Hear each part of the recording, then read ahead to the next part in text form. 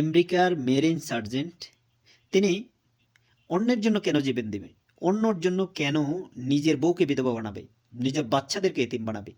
এই কথা যখন ডোনাল্ড ট্রাম্পের সাথে এক পার্লামেন্টে মানে এক জরুরি মিটিং সভায় যখন বসছিল, তখন এই কথা বলার সাথে সাথে যখন হুঙ্কার দিয়ে উঠছে, না আমরা যাব না, আমি যাব না, আমরা যাব না, তখন তাকে অন্য প্রশাসন গিয়ে তাকে খুব ধস্তাধস্তি করে সে একটা কবাটকে এভাবে শক্ত করে ধরছিল। হাতটা ভেঙে গেছে যে, কিন্তু তারপরও তার মুখ থেকে এই ধ্বনিটা, এই শব্দটা মানে চুপ হয়নি বা বন্ধ হয়নি, যে আমরা যাব কেন, এই শব্দটা বন্ধ হয়নি।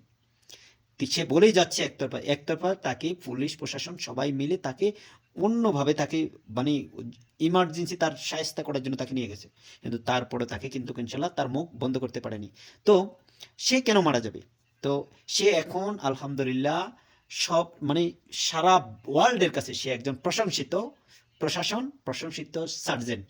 ধন্যবাদ আপনাকে, আপনার মতো এরকম সার্জেন্টকে সেলুট করা খুবই প্রয়োজন। আর আপনাকে আল্লাহ তালা ভালো রাখুক সেই প্রত্যাশা করি।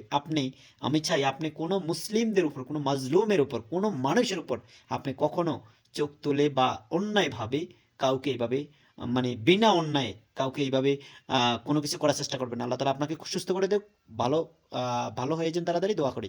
ধন্যবাদ, ভিডিওটি শেয়ার করবেন।